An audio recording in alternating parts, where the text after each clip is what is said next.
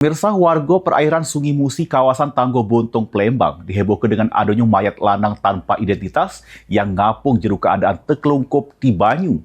Jadi jenazah korban pakai kaos lengan panjang warna biru putih hitam, celana panjang coklat.